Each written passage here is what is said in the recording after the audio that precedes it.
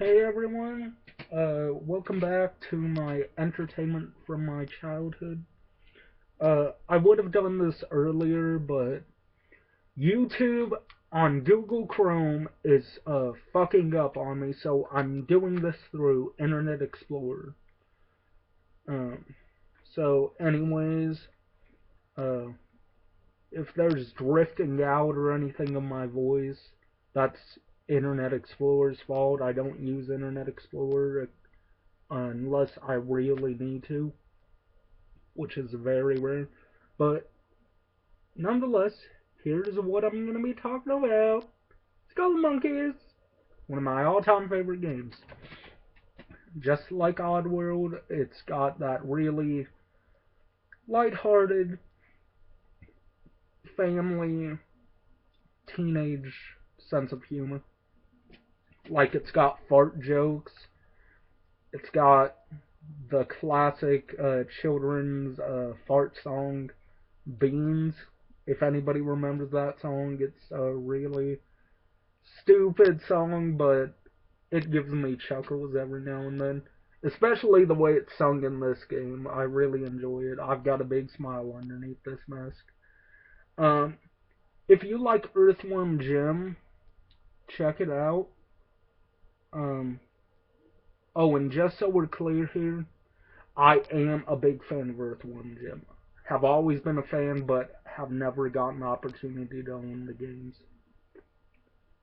They're fun though. I play them through ROMs. That's about it. ROMs, not ROMs, but forget it. Um, anyways, what this game is about, it's about this evil motherfucker by the name of Clog. That's spelled Klogg, and you play the role of Clogg's twin brother, fraternal twin brother, but twin brother nonetheless. Clayman. Now, Clayman is a really likable hero. He's, like I said, this game is pretty odd, like Oddworld. So, Oddworld and this game share a lot of similarities. They both came out in 1997 when I was 4 years old. I played this when I was about 6. Enjoyed the living hell out of it. Never beat it. And I've owned this game since I was 11. Still haven't beaten it. That's sad. That is really sad when a children's game can kick your butt. Um, but there are people out there who have beaten this game, and I applaud you for that. Like, to some people it's no big deal to beat a game, but to me it's a big deal, so... And it's a really big deal if you can beat this game. And what would impress me even more is if you beat it in one sitting. Try doing that without your thumbs getting tired. Uh, anyways, the controls are simple. It's a side scroller, so move left and right, yada yada yada. Square is to run, X is to jump, triangle is... What the hell does triangle do? I bought this at a used movie rental place, video store, as they're called. They were going out of business, and I bought this for $5, so that's why the instruction booklet is taken off of the cover. So I'm gonna look in my instruction booklet.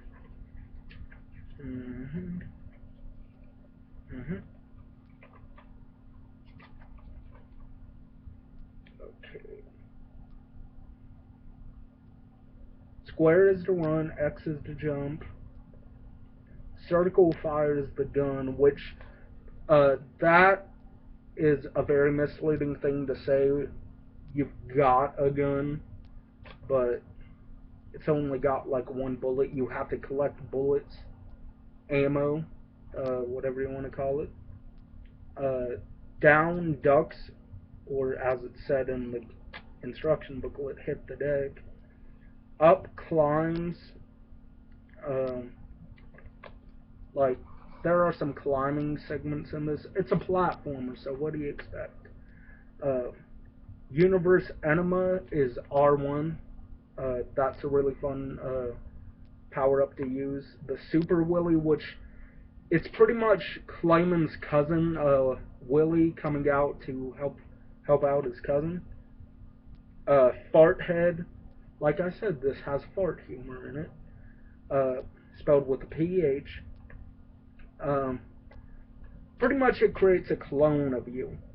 Like, it shows, I don't know if you'll be able to see it, but right there are little pictures of Clayman, and when you flip the book really fast, he ends up running and he ends up farting. Um, the power-ups are as follows. The Glidey Bird, which right there the name implies you go around and glide with the damn thing.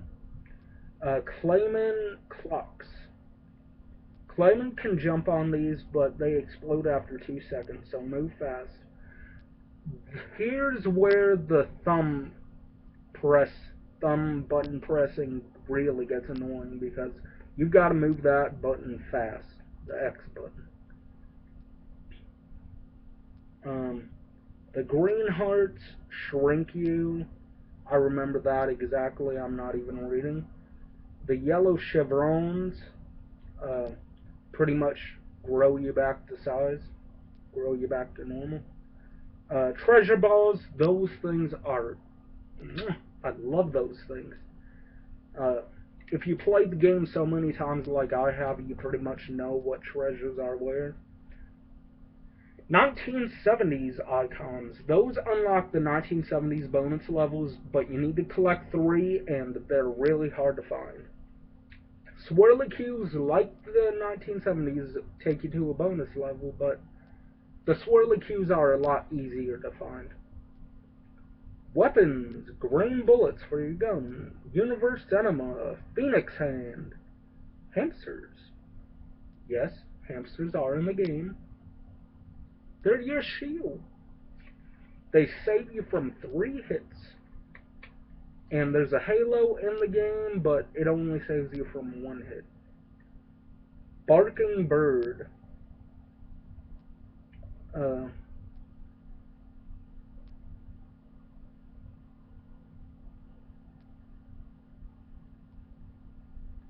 they're not too much of a threat unless you get shrunk, so I was reading that.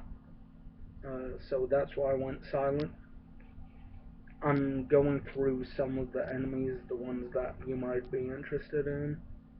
An Int, spelled Y-N-T, guard the delicious, if you're a bug, leaves of the Int world. These neighbors of the Skullmonkeys scuttle around, scratch their eyes, and eat whoever doesn't move fast enough. The Flying Int Centuron. Swarmo Ints. There's pretty much a bunch of different versions of the Ints. There's more than what they say in the book, though. The Shriny Guard. Now I'm going into the bosses. Joe Head Joe, which reminds me a lot of Mr. T for some reason. Glen Intis, the Monkey Mage, and can't have a final boss without this being him. Clog, spelled K-L-O-G-G. Just says a bunch of stuff. The company that made this is called the Neverhood. If they're still around, I do not know. And pretty much a lot of people call this game the Neverhood, but I just call it Skullmonkeys. It's the title I grew up on, and it's the title it stands today. Skullmonkeys. There was supposed to be a sequel from what I'm told, but it never happened. If it did, leave a comment down below and tell me where I can find this sequel. What's it called? Is it called Skullmonkeys 2? I want to know. I'd like to see this made into a series, but today's generation with Call of Duty and whatnot, I do like the first two Call of Duties, but that's about it. I say that time and time again. How it's a lost generation when it comes to side scrollers these days. I grew up on the side scroller generation. Yeah, I had first person shooters here and there like Rainbow Six, Splinter Cell. Even though Splinter Cell is third person, it still goes in the category of army games, stealth games, Tom Clancy, you know. Um, what else can I say about Skullmonkeys? The worlds themselves are really wacky. Like, you've got one where you're in a snow world, you've got one where you're in a hot dog factory. That might not seem very dangerous to us, but when you play the game, you start to find out it's really dangerous. And I might as well show him off while I'm at it. Here is Clayman. Those are his arms, those are his legs, there's his head, and there's his body.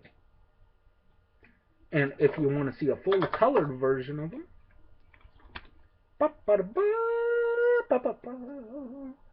there he is, fully colored. For those who have never heard of this game, give it a chance, please.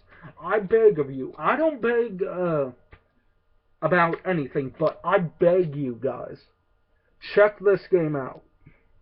For those who have never played it, check it out.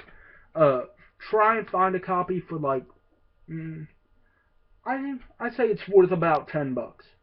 I bought it for $5, so half price for me. Check it out. Amazon. I'm not sure how much it is on Amazon, and I'm not gonna check because I already own the game and it would be pointless to look. But if it's any more than $10, I say, unless you're wanting to collect it, then hey, your business. But the game is great. I've never beaten it, but there are just some games you don't need to beat to know that they're a great game. I know the ending, there's two options you can do, and it will affect the ending. So there's pretty much two endings.